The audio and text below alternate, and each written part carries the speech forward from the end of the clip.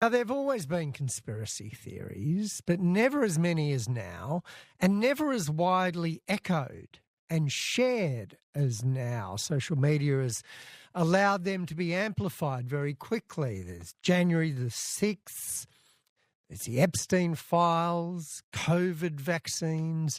They all, and many other things, have conspiracy theories. And it appears that those under 35 are more likely to buy into them. Why? Well, we are joined by Nick Bordeleau, who's a research fellow at Flinders University, and has just written an article about this in The Conversation. G'day, Nick. Thanks for your time. Thank you for having me. Great pleasure. Now, how do you know, I guess, firstly, that those under 35 are more likely to be influenced by conspiracy theories than those who are older? Yeah, it's an excellent question. So we conducted two very large-scale studies. The first one is what we call a meta-analysis, which is basically a study of previous studies. And we basically looked at 191 peer-reviewed research that was published between 2014 and 2024. And we basically found that, in all of these 191 studies, overwhelmingly we find that it's young people that are predominantly believing these conspiracy theories. And then we also did our own study in 6 diverse countries with 6,000 respondents, and this just confirmed the results of our meta-analysis, that young people under the age of 35 are consistently more likely to endorse conspiracy theories. And before we get into why, was my assertion in the intro that there are more conspiracy theories about and they are being more widely shared and echoed correct in your view? I think social media has plays a large role in this, in I think just the and hyper-connected nature of our world. So I do think that's a valid statement, yes. Yeah, okay. So what you think there's 3 main reasons why those under 35 are more, is vulnerable the right word? I guess more likely to buy into them than others. Yeah, I think that's a good word. And we do have kind of 3 interconnected reasons, right? Like they're all kind of linked together in a way. The first one is political alienation, which kind of is this deep sense of a disaffection with politics and democracy that we're seeing across the board, whether it's in Australia or other like-minded democracies. And this feeling of alienation is kind of a fueling kind of attraction among young people towards these narratives that are just simply false and, simply unsubstantiated. So these conspiracy narratives. The second reason, which kind of is tied into this, is we're seeing young people not engage in the traditional means of participation in democracy. We're seeing them turn towards more activists, whether it's online or in person through protest. And these circles are heavily influenced by conspiracy networks and conspiracy theorizing. And so that's why we see young people being much more exposed to conspiracy theories. And then the last one, which is kind of a more psychological link, is this idea that, younger people have lower self-esteem. And psychological research has long shown this trend that self-esteem is lower and increases steadily with age. But what we find is that actually this lower self-esteem and this greater kind of vulnerability among young people makes them much more likely to believe and adopt these beliefs that are driven by conspiracy theories. Right. So one view, I guess, of why, one view of why people believe conspiracy theories is that they're true, but you have to be a conspiracy theorist to believe that. Another view is that people want to find someone to blame for everything that is wrong with their life. If they can't get a job and if they're unhappy in their personal life, if they don't have enough money, whatever it is. People, human nature, we always want to find someone to blame, don't we? And a conspiracy can explain a lot of things about why we're good, capable people who deserve more, but we haven't got it.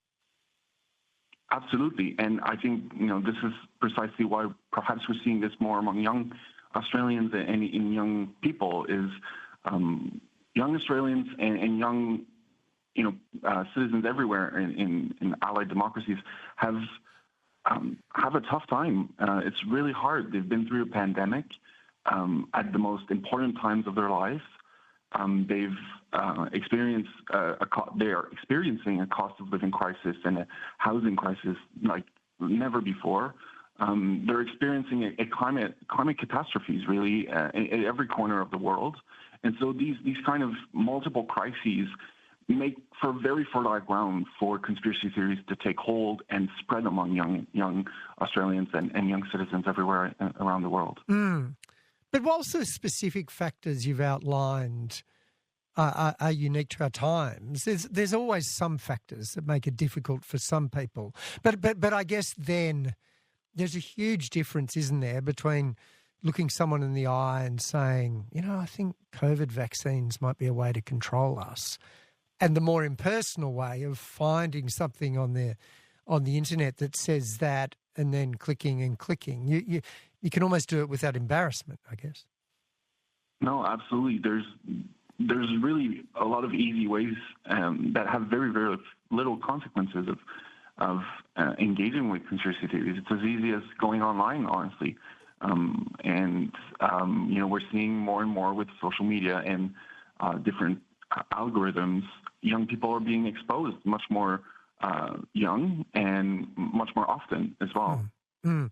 Talking to Nick Bordeleau about conspiracy theories and why some people find them convincing, and in particular why young people under 35 are more likely to buy into them than others. Interested to hear your thoughts and experiences too, particularly if you or someone you're close to has kind of bought into one and then perhaps, if you've tried to convince them otherwise, or you believe one for a while and then didn't believe it for a while. The text 0467 922 702 and the number 1300 222 702. I mean, I think the first reason you gave why people may be buying into conspiracy theories of political alienation is really interesting. And there's kind of a cart-horse argument, isn't there? If you don't feel the government is doing the job for you because your life is hard, you're more likely to believe that they're doing something, not just incompetent but or negligent but evil. But also, the more you buy into a conspiracy theory, the more you're going to be alienated from mainstream politics. Exactly. It's a self-fulfilling prophecy in a way, right? You might blame the government for your existing situation, and that can lead you to being exposed to conspiracy theories. And then you're going to believe them and feel even more disaffected with democracy, with politics. And this might fuel, political violence, activism. It might fuel. So these three components really feed into each other, and particularly among young people, yeah. Yeah. So the good part about your article and the conversation is it doesn't just say this is the problem and this is the reasons for the problem. It also proposes some solutions. What are some of them? Yeah, I think, a lot of young people are feeling that politics isn't working for them. And I think one of the big reasons is they don't see a lot of young people in politics. When they hear politicians or they hear of policy being enacted, what they usually see is people that are 2 or even 3 generations older than them making decisions about their future. And so I think one of the easiest solutions would be just getting more young people involved and getting more people, getting greater representation for young people in politics. And not just politics, in all aspects of life, really. Yeah, yeah. And I guess England has just made the United Kingdom has just made the voting age lower from 18 to 16, which particularly for younger people in that age group is one step towards making them at least feel more included. Yeah, absolutely. I mean, this is one solution. I think there would be some special considerations for Australia in terms of lowering the voting age, but I think that's one of the ways we can bring young people in. And I think that's really what is driving a lot of this conspiracy theorizing is this feeling of there's an us versus them. There's the people succeeding. There's us that have been left behind. And so I think that if we can make young people feel like they're in and they're part of the us, then they might be less likely to feel attracted to these conspiracy theories. Yeah.